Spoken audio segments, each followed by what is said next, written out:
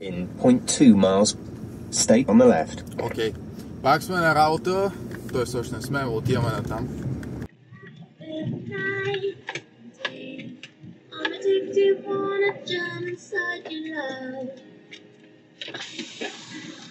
That's the end of the race. We'll see you in Parc Ferme.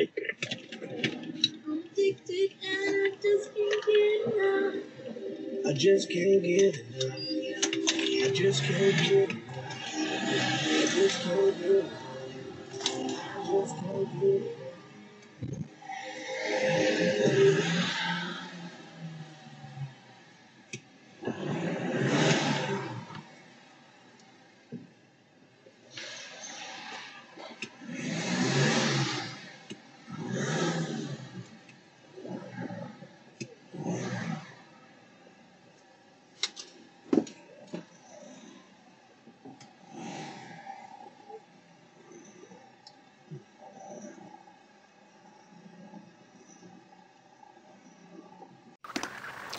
Така, вече сме в офиса. По-добре не ви показвам как карах до тук. И сме 2 часа преди работното време да започне. Даже разбутах графика на хигиенистките, понеже детето сутринта ме събуди много рано. В 3 нещо и после вика, тя ще си лягам. Даже не го каза. И мерси, че стана. И какво да правя вкъщи, викам да дойда тук да запиша един клип, който отлагам да направя горе-долу вече 1 година почти. Понеже изобщо нямам никакви ангажименти извън това и не съм въобще заед. Както виждате, втората ми работа е като главен стратег на Ferrari за 2025 година, Home Office. Казаха обаче, че най-вероятно няма да ме слушат, както е тяхната традиция, да не си слушат рейс инженерите, стратезите и съответно. Затова ги обичаме все пак. По-скоро обичаме Луис Хамилтън, ама надяваме се да успее да прокопса и да си вземе 8-та титла, която му се полага. Но както и да е, това не е клипчи за Ферари, така че да видим какво се случва тук. Това състезание всъщност е много тематично, че ме събуди детето толкова рано, защото аз имам голям опит с децата, а тук в това състезание имаше много деца. И това го направи едно от най-трудните състезания Павел Петков. Не знам защо решава. Тук сега някой, ако може ми каже, върнете си и погледнете защо блъснах гумата, не мога да карам или беше нарочно. Каква е причината? Очаквам в коментарите, който знае или може да предположи да каже. Тук виждаме подготовка за летящ старт. Това е някой кръг, не знам, на шампионата на Autokart, най-стария любителски картен шампионат в България. Мисля, че Краси беше това дала старта. И ние се набиваме на първи завой. Защо беше толкова трудно това състезание? Това беше едно от най-трудните и най-интересните, които съм правил някога, понеже като дойдохме тук се оказа, че няма на самите картинги слотове, в които да се слагат килограми. Т.е. не на всички картинги. И сега не може половината да са с допълнителни тежести, половината не са. Затова, как се бехме разбрали, или ни разбраха по-точно, да се кара без килограми, за което много хора недоволстваха, защото някои тежат 80-90, други тежат по-към 50 и съответно тия 30 кила разлика, за да ви го опиша така, представете си, че отидате до магазина, купувате си 30 кг неща, нали, и тръгвате да се прибирате до вкъщи, ме ви подгонва куче.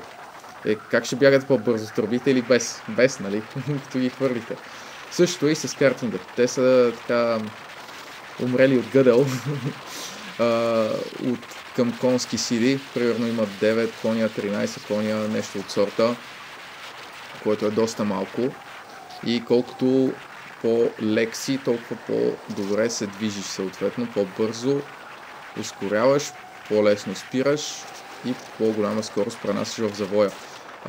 Тук това, което видяхме в първата обиколка, беше, че започнахме от 7-ма позиция, от 14, т.е. по средата. Правилата на този шампионат са обратна решетка по реда на финиширане в шампионата миналата година. Поне за първото състезание, оттам нататък сегашния ред. Аз като не бях карал, горе-долу по средата ме сложиха. Опа, тук 3 човека пак в един завой. Дигам му ръка на Дани, защото не видях, че сме го направили на сандвич. Той не е виновен човека. По-късно разбрах, като гледах клипчето. Но викам, толкова ме блъска там сега. Не му ли оставих достатъчно място? Тръгвах седми, успях да си проправя път с известна доза късмет, известна доза лакти и рамена и разбира се известна доза вървящ картинг номер 3, който сега дали върви след една година толкова колкото и преди. Сигурно не, ама мисля, че пак е от по-добрите. Това е между другото много ключово и някои хора така не се сещат за него. Те картингите са еднакви, ама не се знае вчера кой е бил блъснат челно в стената 3 пъти и кой е бил каран по-малко. Съответно някои машини вървят повече от другите, така че не са баш еднакви. Но да, тук беше едно доста сериозно състезание. 40 човека дойдоха този ден и съответно се правеха това беше атаката за лидерството. Тоест, те атаката му направиха на Дани 13-та го избута, добре че. Казвам тук на Марти, мисля, че беше това. Ево, брат, първи съм. Обаче, обиколка след обиколка виждаме как бивам настиган от Дани Петков, който е с миците отзаде и това е вече на обиколка 12 от 13. Тоест, сега почва 13-та последната обиколка. И добре, че ми показваха на коя обиколка се намираме в момента, защото нали, не е много лесно да броиш.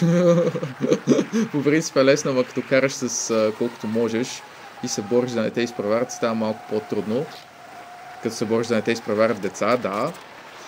Картинга е едно много смиращо преживяване, бият те деца, не мога да броиш. Нали, учите да не си голям тарикат, да си по-скромен. Тук много сериозно ме е натиснал. Добре, че там Красили, който беше ми бореше обиколките, показваше колко остава 3-2-1 до финала. Да мога да карам по-дефанзивно, когато се наложи, да не ми се тикне от някъде и да ме вземе на последната обиколка, защото ще да поудея. Понеже въобще не се е случвало преди никога. Да. Голяма успорвана битка беше. Доста се напрегнах. И виждаме тук последния завой ми е на бронята. Да си чупа главата да гледам назад. И в крайна сметка успяваме да сме първи. В първия манш. Естествено му казвам Евола, брат. И да ме беше бил, пак ще му кажа. Според мен трябва така да се процедира. Да чуем сега няколко думи.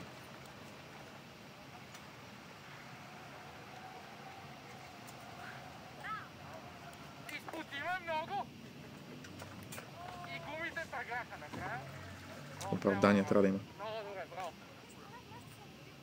Най-бърза обиколка, нали? Няма мате, няма. Беше ми лошичко, както всеки друг ден от живота ми. Да, втори манш и пак летящ старт. Първия не го направихме много добре. При тия летящи стартове е много важно, ако можеш да си оставиш хем малко дистанция, тук с влизане на смъртта, да си оставиш малко дистанция до предния карт, да може, тъкмо като правите така с зеления флаг, ти вече да си се ускорил и да ги вземеш. Това е трика на химика, що се отнася до летящите стартове, ама като всеки се опитва да го прави, нещо не се получава винаги баш така. И като се окаже, че някой за тебе го е направил малко по-добре. Какво виждаме тук? Пак тръгваме, мисля, че някъде от средата на колоната и вече за няколко завоя сме трети. Тук лек удар. Аз и се ударих, някой зад мен ли се удари, не знам. Ако искате си върнете клипчето, видите. Сега пред нас, доколкото виждам, петицата е Максим Ананиев, който е също доста сериозен карач. И Дани, въпросния Петков, пак с 12-та пред него. Тук нещата даже ще се окажат по-трудни на този манш. Това е идеята с тия маншове. 40 човек не могат да караме едновременно, а могат да карат там колко са? 14, защото толкова картинга има. И какво правим? Разделяме се в така наречените маншове, мини състезания, групички от около 14, в които така са разпределени от организаторите, че всеки срещу всеки се пада карането. И общо взето за двата манша се взима най-добрият ти резултат. Т.е. като в миналия манш сме били първи, Сега в идеален случай пак ще е добре да сме първи, ако не сме, се гледа колко точки сме взели, нещо като на Формула 1, там за първо 25, за второ 18, не знам дали бях точно така, пак тежки битки тук, опитвам се да повторя номера от по-рано, ама Дани си е научил урока, бързо се учат такива младежи и даже той пичага отзаде и той си е научил урока и ме блъска, браво, така се прави, понякога така се прави, какво да правиш? Какво беше Ayrton Senna? If you see a gap, have to go for the gap и той така направи. Това малко ни забави. Излизаме на правата да видим, побутваме леко печагата, даже направо ми стика. Както казах, тук килограми няма, аз тежах към 70 и малко. То не знам кой е и колко е тежал, ама явно или е излязъл по-добре от завоя, или малко по-малко, да на правата си мезе. Оставаме в момента 4 от 14 на трета обиколка. Доста време има още, а ето както стане много мраза. Значи, изпреварил те някой, взима завоя, обаче нещо не го взима както трябва и ти си по-бърз завоя, обаче си толкова бърз, че или го удраш отзаде, или трябва да предприемеш някаква маневра да го избегнеш и съответно да се забавиш и после направата ти прави черта. Но тук успяхме така леко или не много леко да го изпревариме отново. Оставам му даже като гледах повторението твърде много място според мен, другия път, че съм по-груб. Пак катериме бордюрчето тук доста сериозно и продължаваме да се борим да настигнем двамата младежи отпред, които то обаче не се отказва. Но въобще не се отказва. Да, и пак ще ни влезе тук на първи завой, пускаме го и се тикаме, правим така нареченото кръстосване. Браво, добре кара момчето. Даже и тук много мъжки. Това го гледах на реплей, не го блъснах аз думите. Ако не ви вярвате, върнете си го. Slow motion, каквото искате.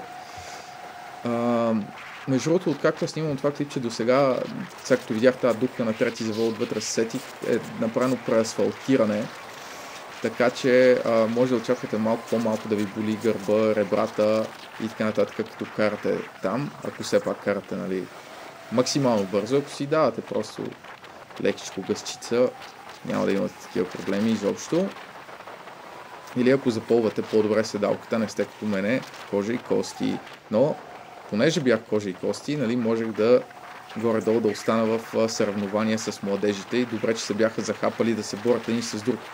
Защото иначе по чиста скорост, както Дани беше казал в края на предния манш, той е взел най-добрата обиколка. В смисъл, ако няма кой да му пречи, ако няма кой да се бори с него, математически, стига да не направи грешка, би трябвало да е първи. Просто такива са нещата. Те обаче са захапали кокала яко, никой не пуска и съответно успявам да седя и аз в боя, да си направим така нареченото влакче. Даже тук какво правя? Бутам Макс, за да го доближа до Дани. Нали, надявайки се да съм ябълката на раздора, и то така стана. И то така стана. Тук в моето съзнание съм живял почти една година с идеята, че не го блъснах, ама си го блъснах. Така че извинявай, Дани. Не е било нарочно, със сигурност. Тук можеше да му влезе на този завой, но нещо не съм много голям фен, защото ако не станат нещата после на правата съм... Не, че пак не ме изпревари Макс отвътре, нали? Няма проблеми. Но да, ако си изгубиш инерцията после цялата права, някой, който е прено на четвърто място, може да те вземе. Ето тук пак му помагам. Картинга е много интересен спорт, понеже всеки е за себе си, обаче в същия момент, както сте съперници, така сте и понякога са отборници да си помагате. Даже и в тези къси състезания, пък за ендюрансите, където са по 24 часа, това часове наред е така. Съперници се бутаме един друг, да си помагаме, да си проправяме път, да се отдалечаваме от колоната. Пак взимам Макс, защото нещо не взе добре в предния завой. И сигурно пак ще блъсна Дани, да. Оп. Да, за този момент конкретно си мислех, викам, той нещо ме видя човека и помисли си, че ще му се набия сериозно и изпусна завоя, разсея се, нали? И този фактор го има психологическия. Но не беше така, блъснах си го, явно, лекичко, достатъчно леко. Така, и за да ми се върне, нали, добрата карма, сега какво се случва. Викам, той ме пуска тук, а той вика, опа, пичага ще правя лейт Apex. Ау, как ще ме удариш така, бе, ти лут ли си? Син флаг, нещо, what are we doing here, Себастиан Фетел? Положението е ужасно. Две обиколки, даже обиколки и нещо преди края. Пичагата направо някой го прати тук да ме очисти. Почти успя и съответно бях дръпнал сериозна дистанция на Макс, ама той ми дойде баш на бронята. И сега тук е един много важен момент, в който трябва да се запази самообладание, да знаете какво се случи тази ситуация. Значи аз съм тук в каската, съм бесен в момента, ама направо съм бесен. И ми е лошо. И съм бесен. Защото паника, абсолютно паника и гняв са чувствата, които изпитвам. Една обиколка остава до края, ето го на правата, Макс ми е влезнал тук и викам не, край. Защото много победи и подиуми съм губил по този начин. Натискам го тук максимално на първи завой, близко, без да го бутам и на магия нека си минаваме и двамата, нямам идея как стана. Но добре, че стана. Защото и той много не отпусна, и аз много не отпуснах, можеше ме удари така и да ме завърти край. Ама бях окей с това да се случи, смисъл не ме интересуваше, пръв или кръв, нали знаете, поговорката. Не е баш така, нали, смисъл всичко в реда на спортсменството и нормалните там отношения, който е карал с мен, знае, че не съм го набил в гумите, поне нарочно. Нищо, че един пичага ми каза, че си е купил протектор заради мене, както и да е. 13-та последна обиколка и виждаме, че успяхме да усуетим атаката на Макс и за тези няколко завоя, освен ако не забравя Раско как се кара и не се блъсна или не ми падне гума, както се е случвало на тази писта. Ще сме първи отново. И сега единственият друг вариант беше някой да е по-тежък от мене и да е бил два пъти първи, което нямаше как да стане. Казваме му Евала. Много добре карат момчетата.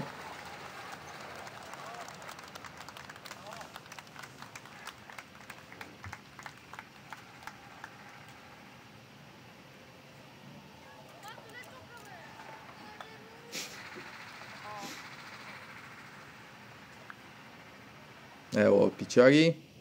И да, това беше най-трудно извоюваната победа в живота ми. Така че никога не се отказвайте, дори обстоятелствата са против вас.